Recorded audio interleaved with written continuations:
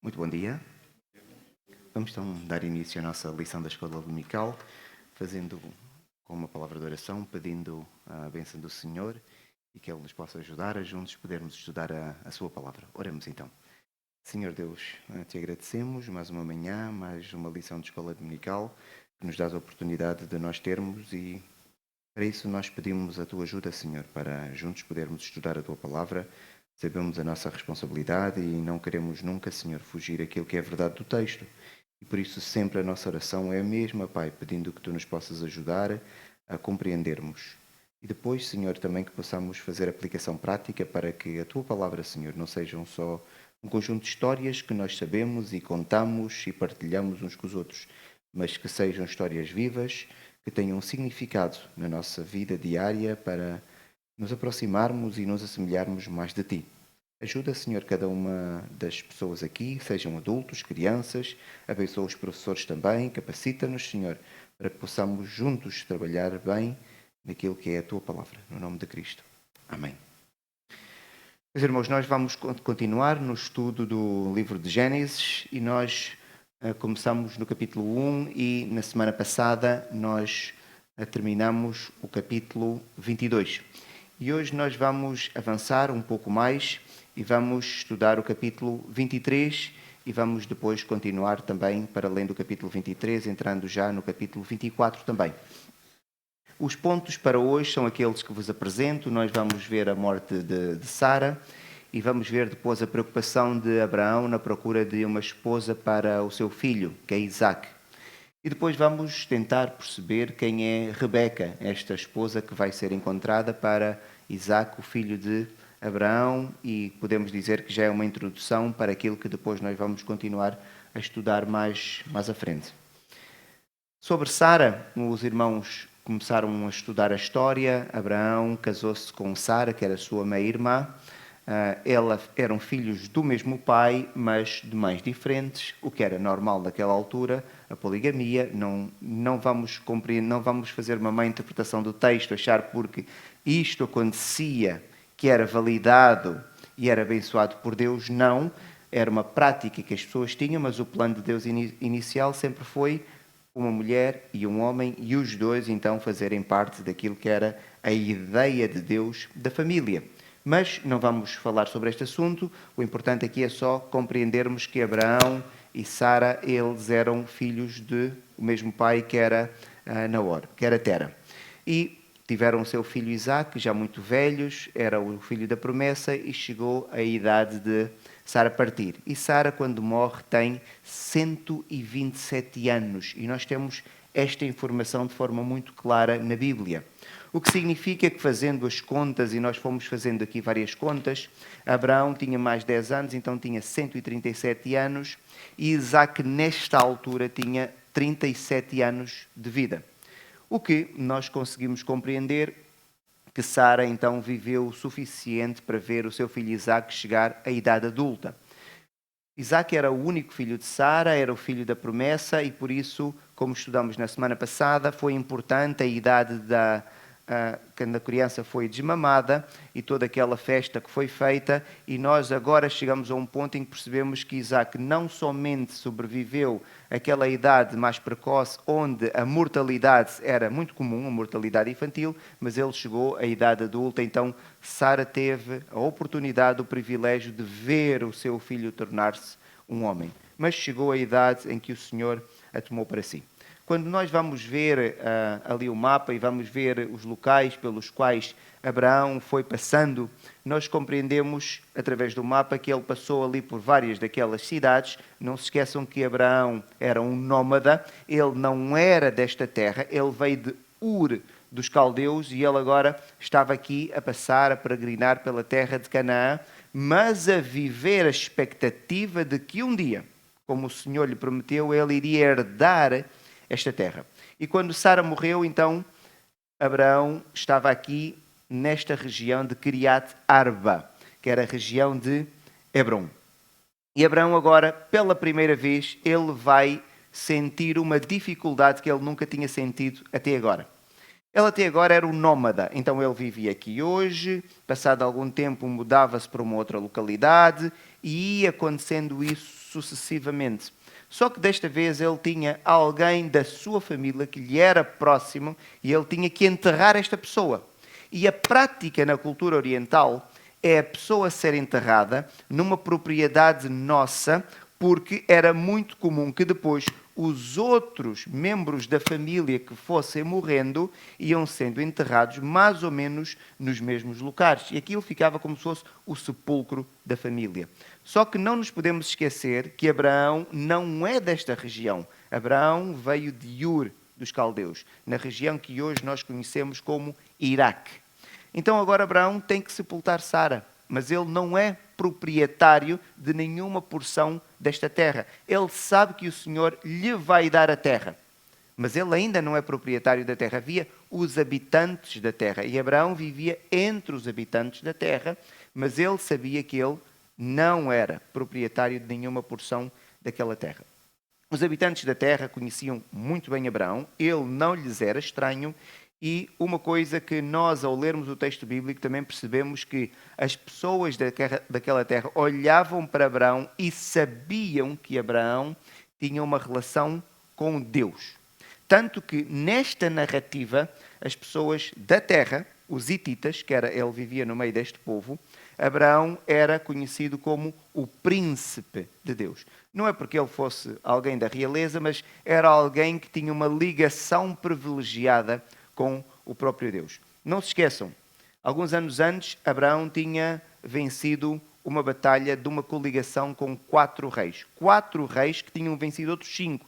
Então estamos a falar de uma coligação, para aquela altura, relativamente forte. Não eram reis como agora, eram mais senhores feudais, mas ainda assim Abraão também era um senhor feudal e ele conseguiu vencer 4 daqueles outros senhores feudais reis. Isso a história era conhecida. Então é natural que as pessoas também olhassem para Abraão como aquele homem que, há alguns anos antes, tinha vencido 4 reis, que era uma coligação forte que dominava toda aquela região. E apesar de se ter vencido, não tornou-se um tirano, o que era prática na altura. Então Abraão vence e continua a viver de forma tranquila, pacífica e honesta. Estranho. Mas eles então conheciam Abraão como alguém que, apesar daquele poder, apesar daquela riqueza, era uma pessoa pacífica, era uma pessoa tranquila, alguém que provavelmente todos nós iríamos gostar de ter próximos como vizinho. E também era claro para aquelas pessoas que Abraão gozava de alguma proteção divina. Cada um daqueles povos tinha os seus deuses. Eles acreditavam que Abraão tinha um Deus que lhe era muito favorável, porque a riqueza também era um indicador que as pessoas utilizavam naquela altura para medirem a bênção que recebiam de Deus. E Abraão era um homem muito rico. Então eles achavam que Abraão era um homem protegido por Deus, abençoado por Deus. E o relacionamento que Abraão tinha com o seu Deus também era muito visível, através de vários locais onde Abraão fazia a construção de altares e fazia a adoração pública nestes locais, nestes altares. Então as pessoas sabiam quem era o Deus de Abraão e sabiam que havia uma relação de proximidade entre Abraão e o Deus que ele adorava. Mas voltemos então novamente à nossa dificuldade. O que acontece é que Abraão agora vivia entre os hititas, que era um povo descendente de Cã, ou seja, eram cananitas, e vinham originalmente da região da Anatólia, onde hoje é a Turquia. Eles foram descendo da região da Turquia, estabeleceram-se aqui na terra de Canaã e viviam aqui nesta região onde Abraão estava. E agora Abraão vivia ali naquela região e morre Sara, e voltamos à nossa dificuldade. Ele tem que enterrar Sara em algum lugar. Então ele, para tentar enterrar Sara, ele tem necessidade de, pela primeira vez, adquirir algum terreno, uma propriedade, para ali então fazer o sepultamento de Sara. Então ele vai decidir comprar uma parte de um terreno que lhe agradou de alguma forma, para ali poder sepultar Sara. E o texto diz, em Gênesis 23, 8 e 9, diz assim: e lhes falou, dizendo: se é do vosso agrado que eu sepulte a minha morta, e aqui estamos a falar de Sara, e o texto vai tratar sempre a minha morta, e é referente a Sara, ouvi-me, intercedi por mim junto a Efron, filho de Zoar, para que ele me dê a caverna de Macpela, pelo devido preço, em posse, ou seja, para ficar de Abraão, de sepultura entre vós. Então Abraão agora vai ter com os líderes daquela comunidade, na porta da cidade, onde se faziam os negócios, onde eram acordadas as questões importantes, e ele vai falar para os habitantes daquele povo, daquela região onde ele estava, para intercederem junto de Efron. Efron era o proprietário do terreno que Abraão queria comprar. Abraão não queria comprar o terreno todo, mas somente uma porção, e ele pede-lhes então autorização para eles falarem com este dono daquela parte do terreno, para ali ele poder sepultar Sara, a sua esposa. Quando nós lemos o texto, é um texto muito interessante. Porquê? É um texto muito descritivo. Eu recomendo os irmãos depois para lerem em casa com calma o texto. Não é longo, mas é muito descritivo. E nós encontramos uma coisa interessante, que é todos os procedimentos que Abraão segue. E nós percebemos uma coisa. Abraão, não se esqueçam, ele era semita, ele não era daquela terra, e ele agora está a falar com cananitas, mais especificamente hititas, que era um grupo de cananitas, que eram pessoas de uma terra com práticas diferentes, e ele quer comprar um campo daquelas pessoas. Então vemos todo o ritual na maneira como ele se vai comportar diante daquelas pessoas, e nós, através do estudo deste texto, compreendemos uma coisa de Abraão. Abraão estava numa terra que não era dele, então Abraão adaptou-se aos costumes da terra no que dizia respeito ao negócio. Ele respeitou, ele chegou, falou com as pessoas significativas daquela sociedade, seguiu toda a prática. Vejam, no texto fica muito claro todo o respeito de Abraão, a maneira como ele se curvava diante das pessoas, as pessoas respondiam da mesma forma, a simulação que havia, que nós quando fazemos também algum negócio, também dizemos obrigado, agradecemos, parece que são palavras que saem naturalmente. Eles têm todas estas práticas ali na descrição desta compra e desta venda, o que é muito interessante para nós.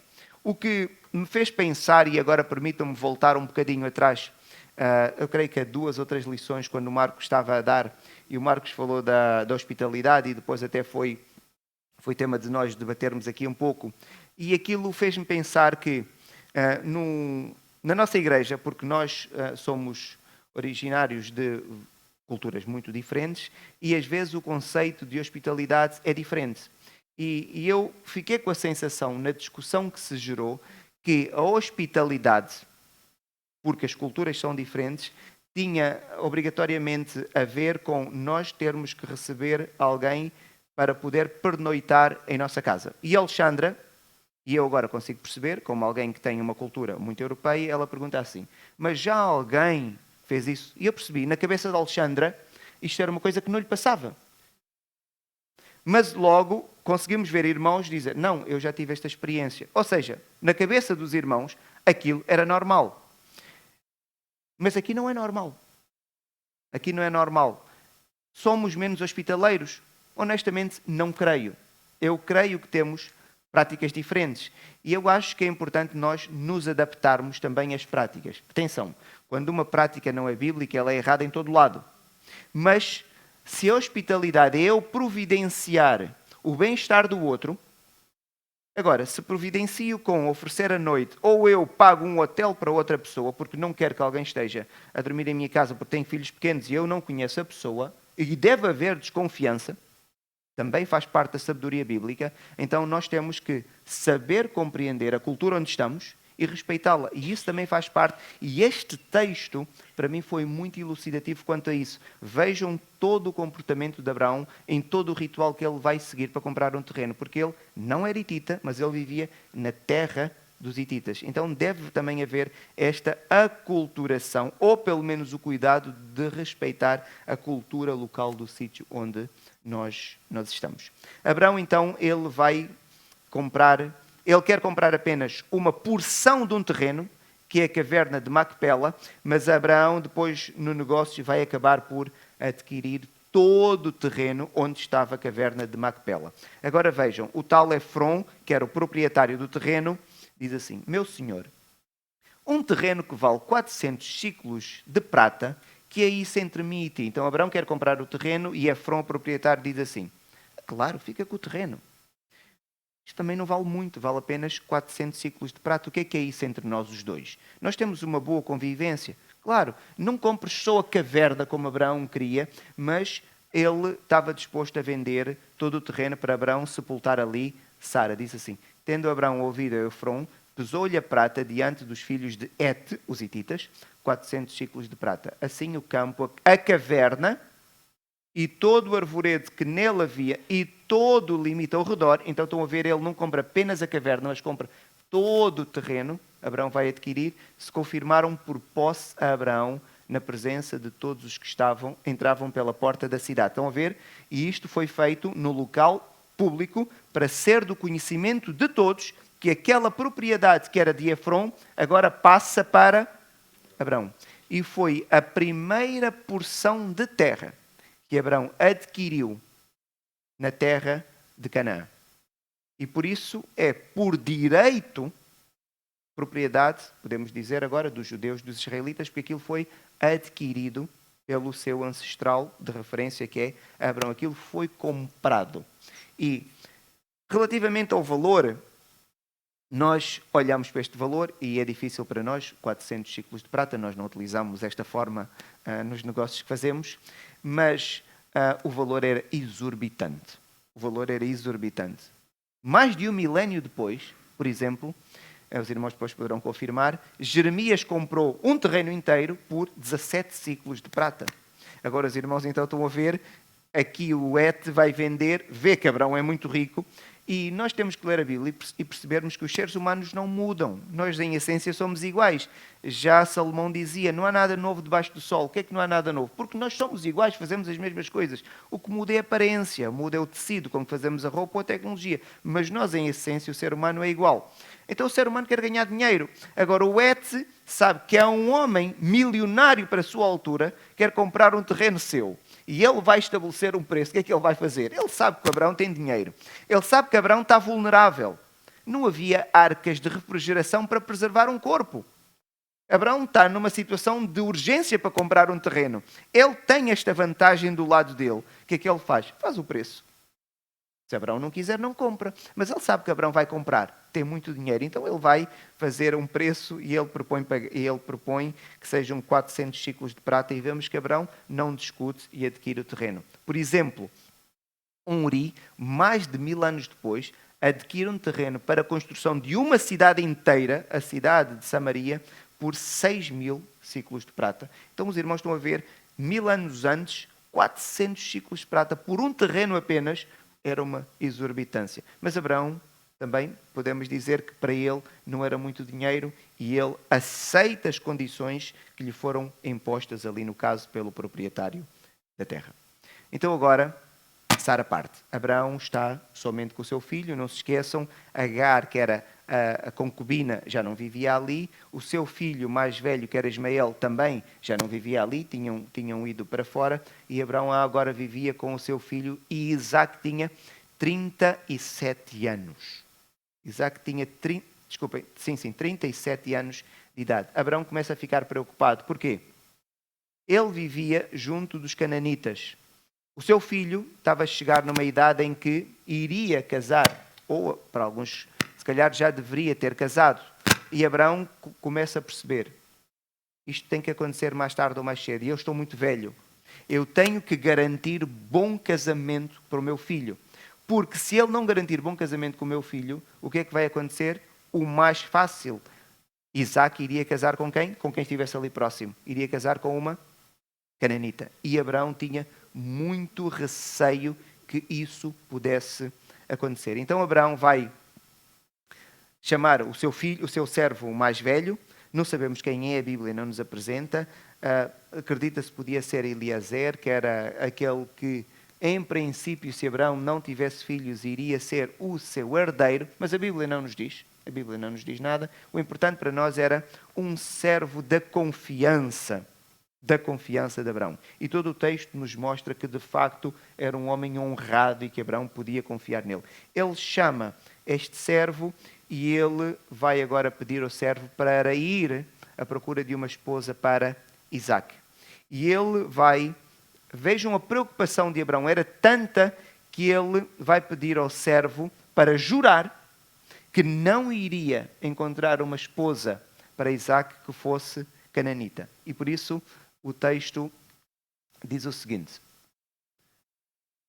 põe a mão por baixo da minha coxa, para que eu te faça jurar pelo Senhor que não tomarás esposa das filhas dos cananeus. Este juramento nós não encontramos mais nas Sagradas Escrituras, mas o facto de alguém colocar as mãos debaixo da coxa de um homem adulto, alguém que não era da família, provavelmente a tocar nos órgãos genitais, mostra uma afinidade, uma proximidade e uma intimidade muito grande que eles tinham. E Abraão está a dizer: toca-me nas minhas partes mais íntimas para eu garantir que tu não vais falhar no juramento que estabeleceste comigo. A intimidade que temos é muito grande. Então agora este homem vai fazer o juramento com Abraão, que é o seu senhor, e o objetivo deste homem agora era procurar uma esposa para Isaac, esposa essa que não fosse cananita. Mas podia acontecer o seguinte agora: o servo podia pegar em Isaac e levá-lo para a terra de origem de Abraão. Em vez da esposa vir ter com Isaac, Isaac podia ir ter com a esposa. É normal. Imaginem, quero casar e penso, olha, naquele local ou naquele país há ali uma possibilidade de eu encontrar alguém com quem eu possa constituir família. Eu posso ir lá.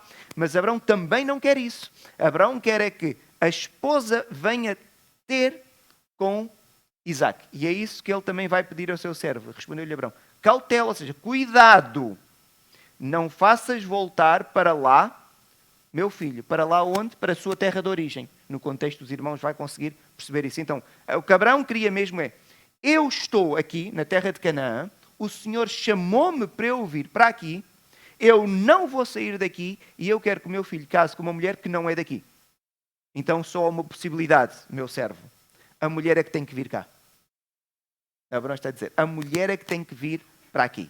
E é exatamente isto que ele vai pedir ao seu servo. E as questões que nós temos são duas. Por que motivo a esposa não podia ser cananita? Não havia mulheres cananitas bonitas? Com certeza que havia. Então porquê é que não podia ser cananita? Até porque as cananitas, em muitas passagens bíblicas, são-nos apresentadas como mulheres sensuais.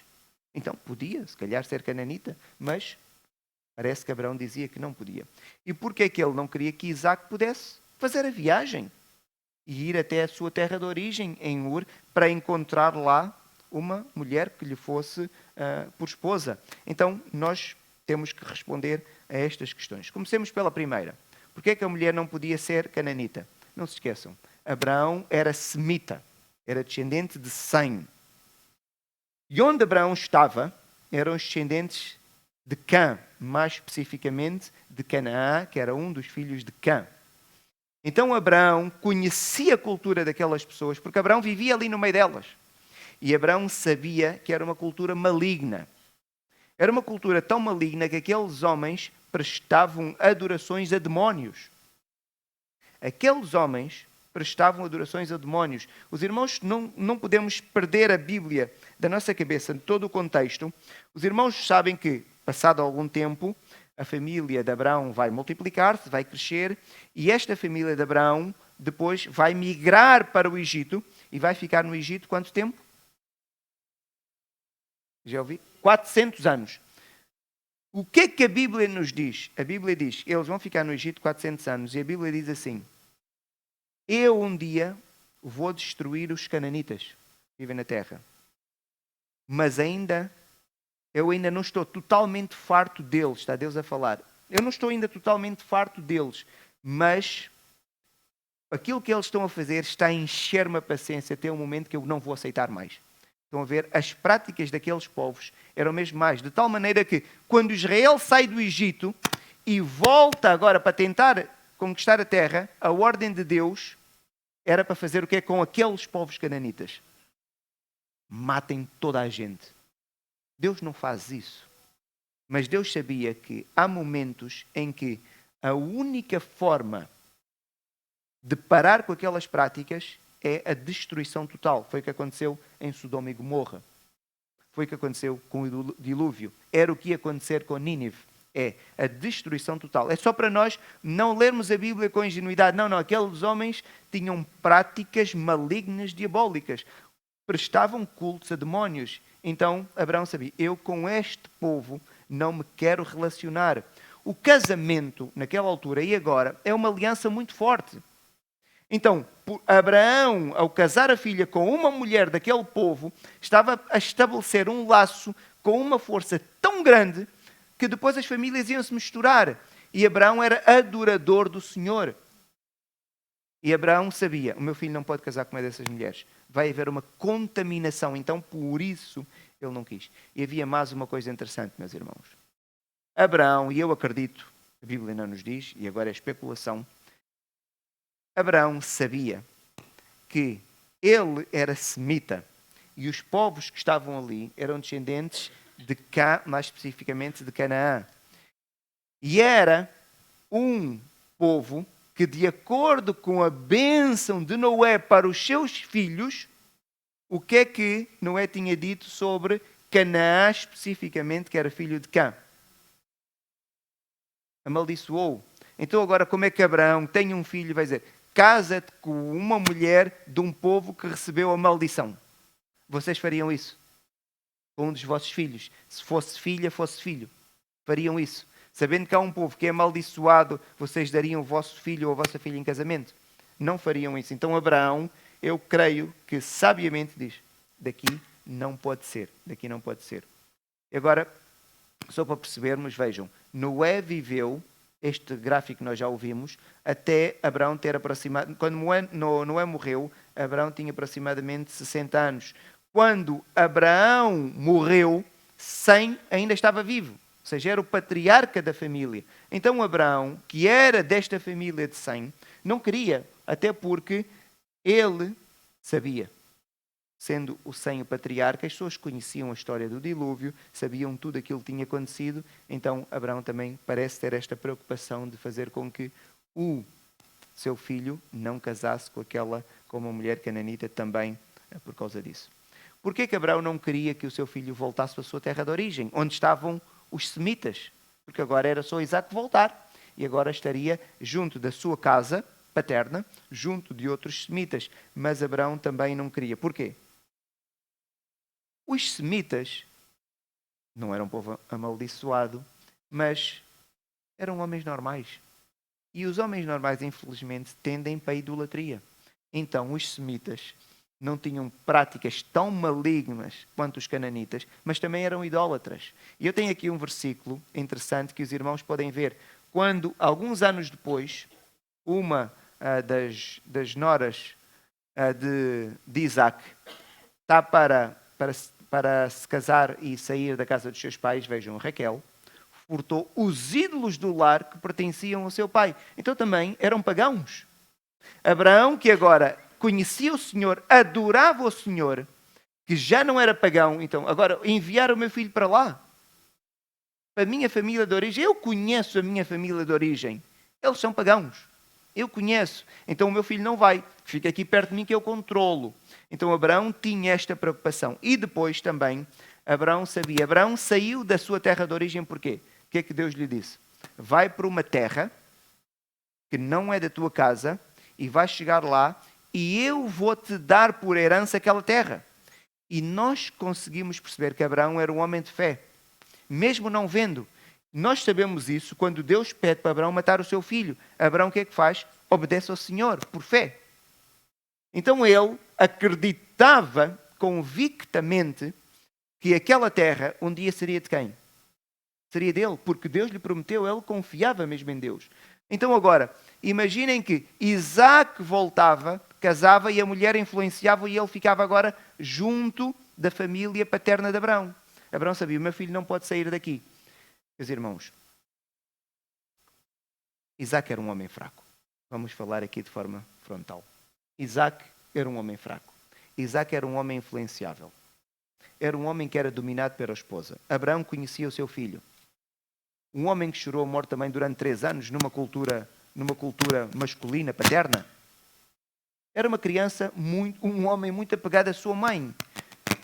E por isso, Abraão sabia, para o meu filho não convém uma mulher que o domine de forma errada. Então, e não convém que ele vá, porque a mulher vai dominá-lo e provavelmente vai convencê-lo a ficar, porque a mulher vai querer ficar próximo da casa do seu pai e da sua mãe. Então Abraão também sabe, para o filho que eu tenho, é melhor que ele esteja aqui perto de mim, que não seja cananita e que a mulher venha cá. Abraão. Então por isso diz ao servo, não deixe que ele vá. Deus deu-me esta terra, eu não sei quando, mas eu vou adquirir esta terra. E o meu filho é a minha descendência e por isso também deve ficar aqui. Então agora o servo vai fazer esta viagem, tinha as indicações todas que Abraão lhe tinha dado e agora ele vai partir daqui, da região onde estava junto dos hititas e vai aqui para a região de Ur, onde era a sua terra de origem. E o servo faz uma viagem, esta viagem estima-se que ela demorasse entre 3 a 4 meses. O servo, quando parte, ele parte com uma comitiva, a Bíblia não nos diz quantas pessoas, e ele parte com 10 camelos. 10 camelos e levava muitas coisas valiosas. A ideia era chegar junto da família, da origem de Abraão, e depois encontrar uma mulher, eu não sei como é que o servo ia fazer para escolher pela beleza, escolher pelas posses do pai, não sabemos, o texto não nos diz, mas a cultura era interessante, ou seja, Isaac estava em sua casa e provavelmente um dia ia chegar uma mulher e dizer, olha, esta é a mulher que o teu pai trouxe para ti. Isaac iria aceitar. Isaac iria aceitar. Então, agora o homem... Só que, para agradar aquela mulher, a família da mulher tem que levar e oferecer uma série de presentes. Então ele levava estes presentes todos em 10 camelos. Eu fico a pensar, que quantidade de presentes estavam a ser levadas? Em 10 camelos. Era preciso tanto camelo para levar aqueles presentes. E parece que sim. Então agora ele vai partir e vai fazer a sua viagem. Meus irmãos, e...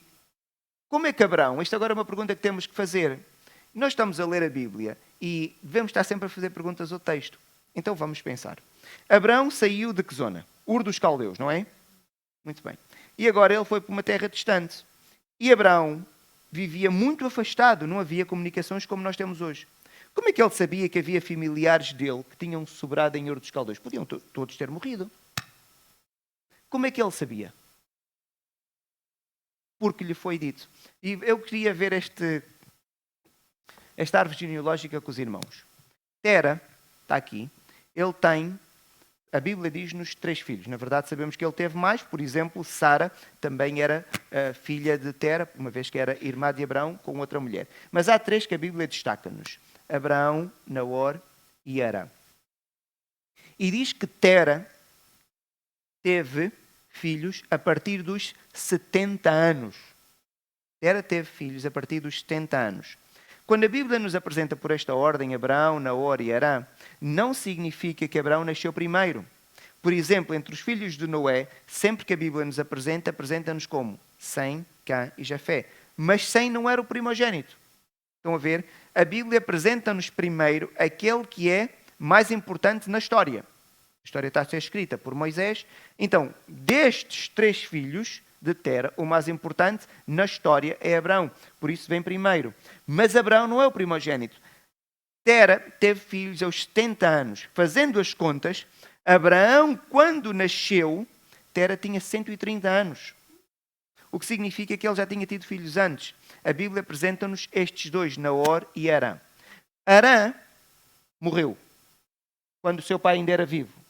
Tanto que ficou Ló, sobrinho de Abraão, que Ló faz a viagem com Abraão. Então Ló seguiu. Milca, a Bíblia não nos fala, até aqui, vai casar com Naor, casa com o seu tio. Então, Milca casa com o seu tio. E, a partir daqui, nós não sabemos mais nada. Mas Abraão diz ao seu servo, vai para a minha terra de origem e procura lá uma mulher. E é por isso é que eu faço a pergunta. Como é que Abraão sabia que, pelo menos da parte de Naor, eles ainda estavam vivos e estavam lá? Como é que Abraão sabia isso? E é aqui que nós encontramos uma beleza quando nós estudamos a Bíblia. Há uma série de passagens que nós encontramos e nós achamos que aquelas passagens estão ali e nós nem percebemos. E no estudo que o Marcos esteve a dar na semana passada, o Marcos esteve a falar do sacrifício de Isaac. E no final daquele capítulo aparece ali alguns versículos que uma pessoa está a ler. Apareceu do nada. E eu pedia que nós pudéssemos ler Gênesis 22, 20 a 23. Então, não se esqueçam, o capítulo está a falar do sacrifício de Isaac. Mas de repente nós encontramos o seguinte. Alguém pode ler Gênesis 22, 20 a 23. Desculpa lá, José. Passadas estas coisas, a história do sacrifício de Isaac...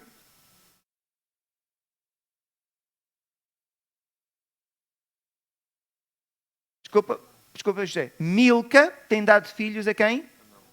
Ficamos a saber agora que eles são casados. Estão a ver? E agora? Continua, José, por favor.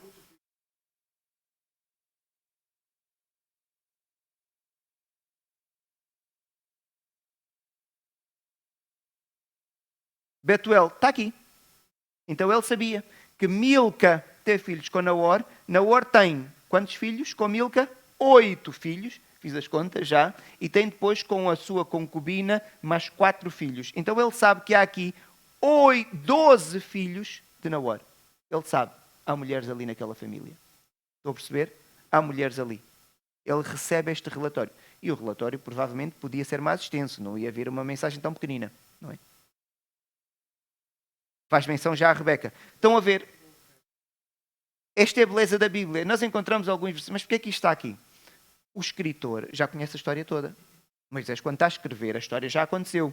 Então estão a ver, Moisés, um pouco antes, já introduziu um pano de fundo. Para quando nós agora tivermos a ler e lermos que Abraão envia o servo para a sua terra de origem, porque nós podíamos perguntar, como é que ele sabia que não tinham morrido todos? Porque Arã tinha morrido, Naor podia ter morrido um pouco depois. Mas nós sabemos, não, Abraão tinha recebido o mensageiro, há algum tempo antes, a dizer que Naor, pelo menos 8 mais 4 filhos ele tinha.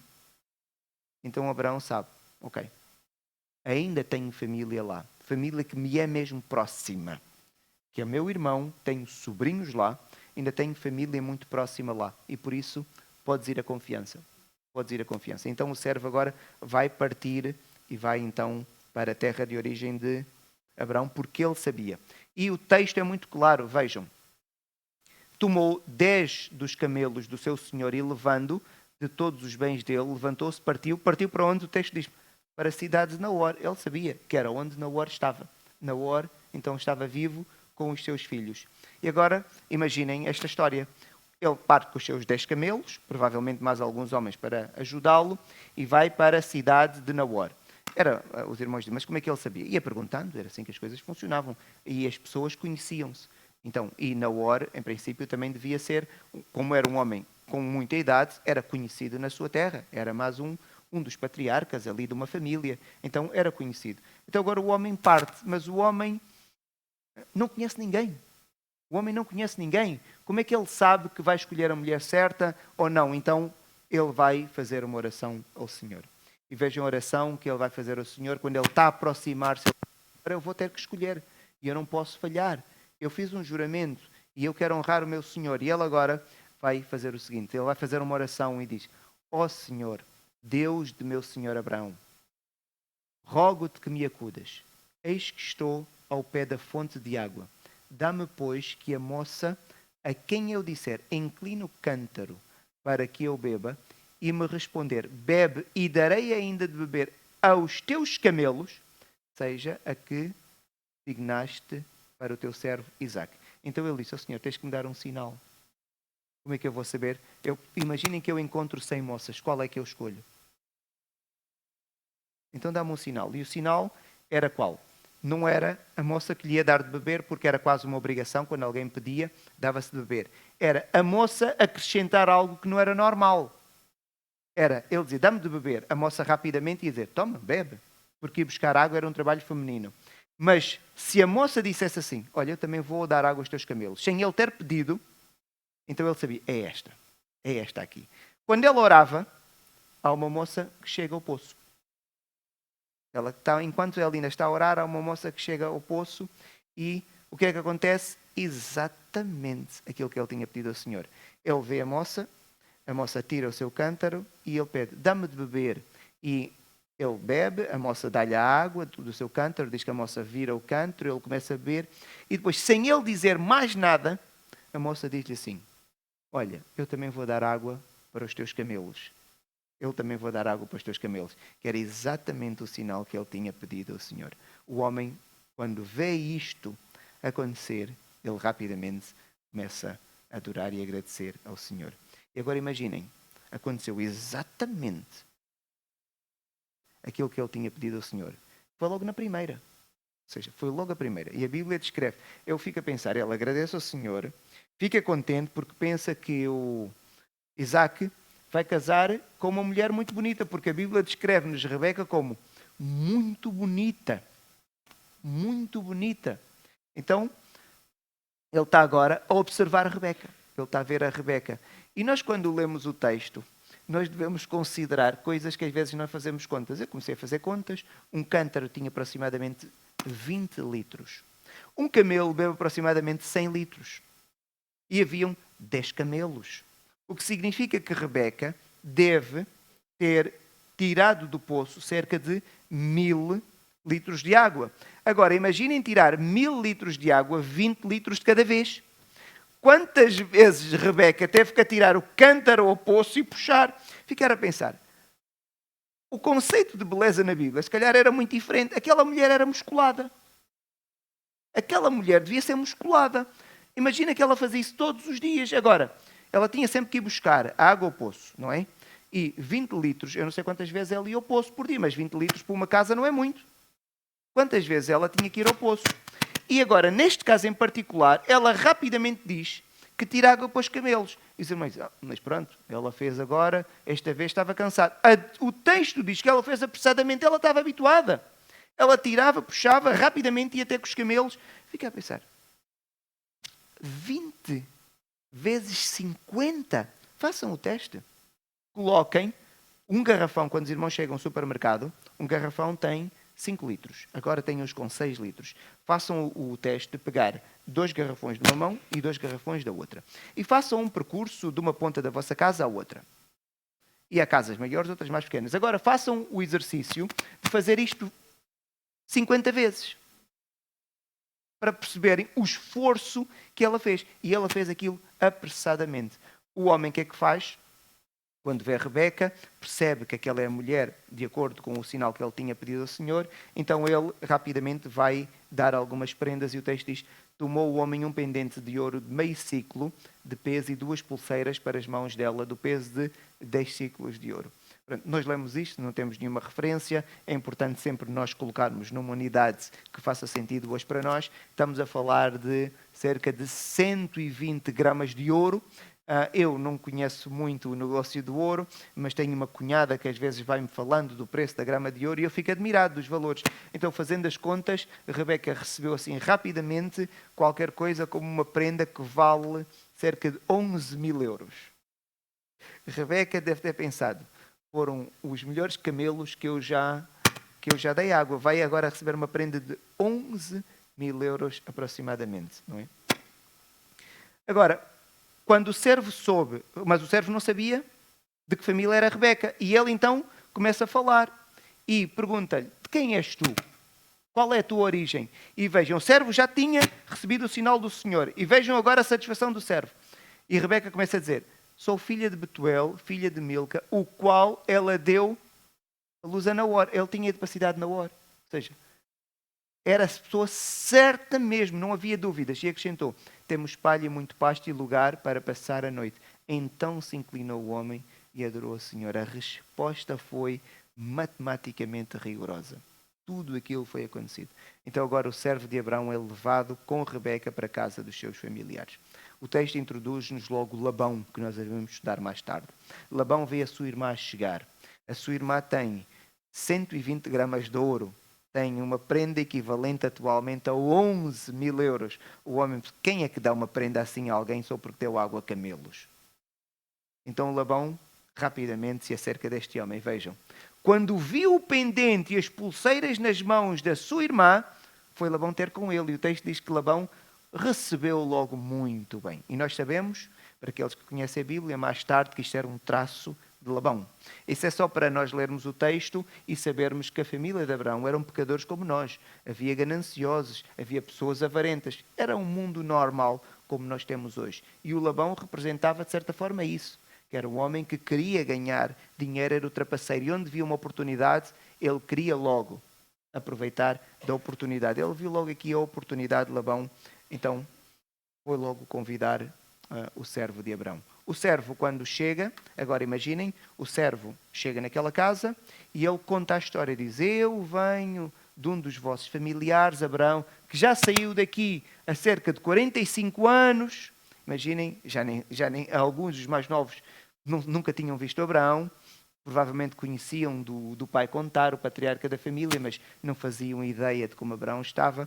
E agora ele começa a contar: Abraão está muito rico, foi muito abençoado por Deus, tem um filho, quer casar o filho, e mandou-me vir buscar aqui esposa, e eu orei ao Senhor e pedi que a menina que me desse água e também desse água aos meus camelos, seria esta que o Senhor apontou. Ele conta a história toda. Conta a história toda. E o texto diz-nos assim: responderam Labão e Betuel: isto procede do Senhor. Ou seja, eles perceberam logo, isto não é por acaso. Eles conseguiram compreender que aquilo procedia do Senhor.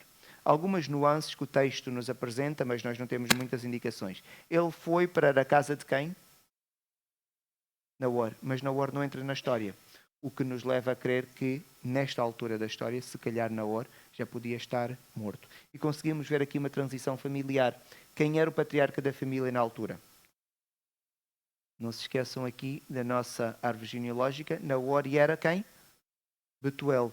Mas o texto apresenta-nos quem respondeu: Betuel e Labão. O que significa que Labão já estava a começar a assumir algumas responsabilidades junto ali daquela família. Provavelmente o pai já estava a começar a dar a liderança patriarcal para Labão, e por isso então os dois vão responder. E eles percebem que isto procede do Senhor. E eles dizem rapidamente: eis Rebeca, toma e vai-te, seja ela mulher do filho do teu Senhor, segundo a palavra do Senhor. Então eles rapidamente dizem: leva a Rebeca. Mas não perguntaram a Rebeca se ela queria casar, porque era prática da altura. Nós já não temos esta prática, agora os irmãos devíamos fazer o mesmo. Devemos ter a sabedoria também de não querer pegar na Bíblia e aplicá-la de forma literal ao nosso contexto, porque naquela altura também não tinham telemóveis, e agora dizemos: então ninguém pode ter telemóveis, porque naquela altura não se... Não. Era a prática que se tinha na altura. O que nós devemos pegar são nos princípios que a Bíblia nos ensina. E a Bíblia ensina um princípio que é muito claro. Os pais devem participar ativamente na escolha do casamento dos filhos. Porquê? Os pais têm a sabedoria que os filhos não têm. Os pais têm a sabedoria que os filhos não têm. Então, os pais sabem que um casamento não é só entre os noivos. Um casamento é a família do noivo que casa com a família da noiva. Então, há certas coisas que os pais já conseguem prever pela experiência de vida ou porque ouviram. Os filhos devem ouvir os pais. Mas esta é uma classe fundamentalmente de adultos. Cabe-nos mais, nós agora adultos, nós ensinarmos os nossos filhos, mas eles não vão aceitar porque, infelizmente, faz parte da natureza humana a rebeldia. Não é? A rebeldia. Estou a olhar aqui para algumas das jovens que estão, não é? Faz parte da natureza humana a rebeldia, mas, de acordo com o princípio bíblico, compete aos pais participarem ativamente na escolha do casamento dos filhos. E nós conseguimos ver isto aqui nesta passagem. Então eles dizem: toma e vai-te. O servo, não se esqueçam, levava 10 camelos com muitas prendas, começa a distribuir as prendas então ali pelas familiares de Rebeca, e Rebeca, pelo texto, é aquela que recebeu mais presentes, mas Labão percebeu logo que há muita riqueza a vir ali da parte daquele tio. Então o servo tinha urgência agora em regressar. Não se esqueçam que Abraão provavelmente estava doente. Nós especulamos isso. Vários estudiosos da Bíblia especulam isso. Porquê?